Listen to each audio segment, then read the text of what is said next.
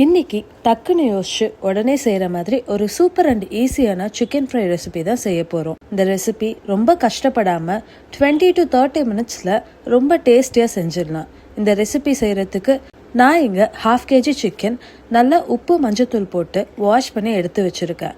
ஒரு பேனில் 3 to 4 table spoon அளவுக்கு தேங்காய் எண்ணெய் சேர்த்து ஒரு கை நிறைய கருவேப்பிலையும் 5 to 6 வரமிளகாவை பாதியாக கட் பண்ணிவிட்டு உள்ளார இருக்கிற விதையெல்லாம் எடுத்துட்டு சேர்த்துக்கோங்க.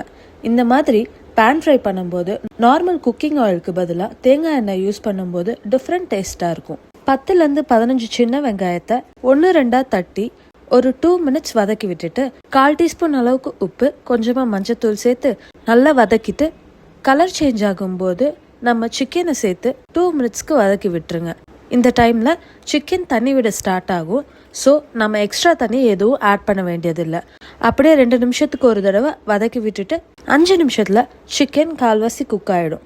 இந்த ஸ்டேஜில் 1 டேபிள் ஸ்பூன் அளவுக்கு இஞ்சி பூண்டு பேஸ்ட் சேர்த்துட்டு 1 டேபிள் ஸ்பூன் மல்லித்தூள், 1/4 டீஸ்பூன் அளவுக்கு கரம் மசாலா, 1 டீஸ்பூன் அளவுக்கு காஷ்மீரி மிளகாய்த்தூள், 1/4 டீஸ்பூன் அளவுக்கு மிளகுத்தூள் சேர்த்து நல்லா வதக்கிடுங்க. நான் இதில் யூஸ் பண்ணியிருக்கிற ஸ்பூன் செட்டோட லிங்க் அண்ட் QR கோடு கொடுக்குறேன். வேணுங்கிறவங்க பர்ச்சேஸ் பண்ணிக்கோங்க.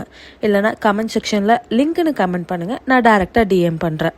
நம்ம ஆட் பண்ண மசாலா எல்லாத்தையும் ஆயிலில் அப்படியே பச்சை வாசனை போகிற வரைக்கும் நல்லா குக் பண்ணிவிட்டு 1/2 டம்ளர் அளவுக்கு தண்ணி ஆட் பண்ணி நல்லா மிக்ஸ் பண்ணி விட்டுருங்க. விட்டுட்டு ஒரு மூடி போட்டு மூடி வச்சுட்டு 10 நிமிஷத்துக்கு குக் பண்ணி எடுத்துக்கோங்க. 10 நிமிஷம் விட்டு ஓப்பன் பண்ணி பார்த்தா தண்ணி நல்லா சுண்டி நம்ம சேர்த்த ஆயில் தனியாக பிரிஞ்சு வந்துடும்.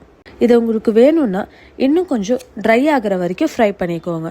அவ்வளோதான், ஃபைனலாக கொத்தமல்லி தூவி ஸ்டவ் ஆஃப் பண்ணிடலாம். ஈஸி அண்ட் டேஸ்டியான சிக்கன் ஃப்ரை ரெசிபி ரெடி. எப்பவும் போல் செய்யாமல் ஒரு தடவை இந்த மாதிரி செஞ்சு சாப்பிட்டு பாருங்கள், அல்டிமேட்டாக இருக்கும். ட்ரை பண்ணி பார்த்துட்டு கமெண்ட் செக்ஷனில் எப்படி இருந்ததுன்னு கமெண்ட் பண்ணுங்கள்.